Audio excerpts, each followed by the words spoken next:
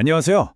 오늘은 여러분의 관절을 평생 건강하게 지킬 수 있는 진짜 핵심적인 방법들만 쏙쏙 뽑아서 알려드릴게요. 통증 없이 활기차게 사는 거, 바로 오늘부터 시작하는 겁니다. 준비되셨죠? 자, 한번 생각해 보세요. 계단을 내려갈 때마다 무릎이 시큰하거나 욱신거리는 느낌 혹시 겪어보셨나요? 만약 내 얘긴데 하셨다면 오늘 내용이 정말 큰 도움이 될 겁니다. 왜냐하면요, 이 통증의 원인을 아는 게 사실상 해결의 절반이거든요.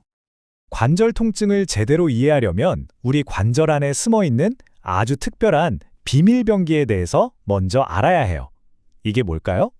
정답은 바로 활액입니다. 들어보셨나요?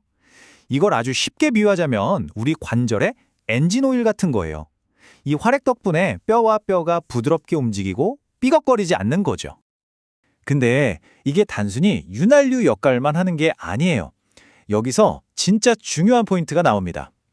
우리 연골에는 혈관이 없거든요. 그럼 영양분은 어떻게 공급받을까요?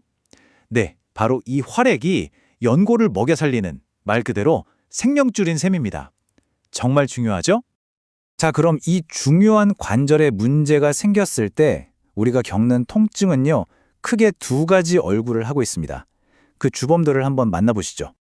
하나는 우리가 흔히 말하는 퇴행성 관절염이고요. 다른 하나는 류마티스 관절염입니다. 이 둘을 구분하는 게 왜 그렇게 중요하냐면요, 원인 자체가 완전히 다르기 때문이에요. 하나는 기계처럼 닳아서 생기는 거고, 다른 하나는 우리 몸의 면역 체계가 스스로를 공격해서 생기는 거거든요. 당연히 관리 방법도 치료법도 하늘과 땅 차이가 나겠죠? 좋습니다. 그럼 이제부터 정말 중요한 얘기를 해볼게요.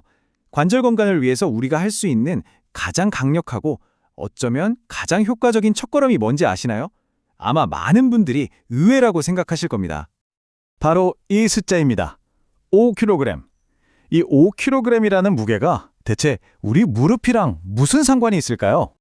정답은 이렇습니다. 여러분이 만약 체중을 딱 1kg만 빼잖아요?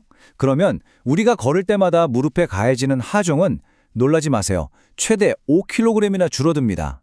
1kg을 뺐는데 5kg의 효과라니 정말 엄청나지 않나요? 그런데 여기서 끝이 아니에요. 단순히 무게가 줄어서 부담이 덜 가는 그런 기계적인 문제만이 아니라는 거죠. 더 무서운 건 우리 몸에 쌓인 과도한 체지방이 화학물질, 그러니까 염증을 일으키는 물질을 계속해서 뿜어낸다는 겁니다. 이게 관절 손상을 훨씬 더 빠르게 만들어요. 자, 이렇게 체중 관리의 중요성을 알았고요. 이것만큼이나 중요한 게 또 있습니다. 바로 우리가 매일매일 취하는 자세예요. 사소한 습관 하나만 바꿔도 관절이 받는 스트레스를 확 줄일 수 있거든요. 그 방법을 지금부터 알려드리겠습니다. 특히 우리가 피해야 할 자세들이 있어요. 바닥걸레질 할 때처럼 쪼그려 앉는 거, 그리고 바닥에 앉을 때 습관처럼 하는 양반다리. 이런 자세들이요, 서 있을 때보다 무릎에 가해지는 압력을 거의 2배 가까이 높인다고 합니다. 정말 조심해야겠죠? 특히 저처럼 하루 종일 책상에 앉아 일하는 분들은 꼭 기억해 주세요. 의자에 앉을 땐 발바닥은 바닥에 완전히 붙이고 팔꿈치는 90도에서 110도 사이, 그리고 모니터는 눈높이에 맞추는 게 기본입니다. 마지막으로 허리는 의자 등받이에 기대서 자연스러운 S자 커브를 유지해 주시고요. 이게 척추와 고관절을 지키는 가장 기본적인 자세예요. 자, 그럼 이제 운동 얘기를 해볼까요? 관절이 아프다고 무조건 움직이지 않는 건 오히려 독이 될 수 있거든요. 그럼 어떻게 해야 부상 걱정 없이 안전하게 운동할 수 있을까요? 핵심은 저충격 운동입니다. 관절에 직접적인 충격을 쾅쾅 주지는 않으면서 주변 근육은 탄탄하게 만들어주는 운동들이죠. 예를 들면 물의 부력을 이용하는 수영이나 아쿠아로빅, 아니면 실내 자전거나 푹신한 흙길을 걷는 것 같은 운동들이요. 그런데 여기서 정말 중요한 점이 있어요.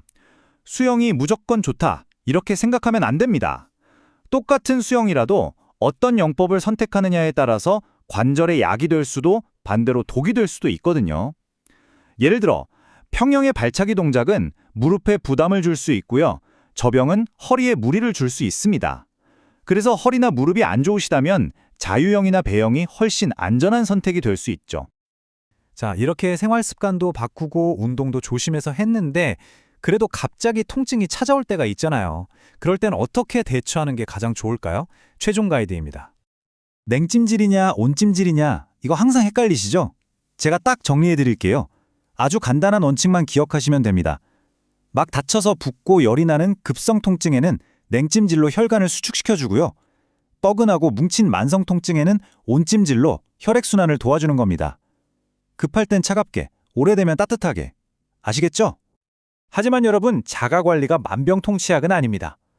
만약에 통증이 3일 이상 계속되거나 관절이 붓고 뜨겁고 빨개지거나 심지어 열까지 난다면 이건 집에서 해결할 수 있는 수준이 아니에요. 이건 우리 몸이 보내는 위험 신호니까 망설이지 말고 꼭 병원을 찾으셔야 합니다. 네, 오늘 관절 건강에 대한 정말 많은 이야기를 나눴는데요.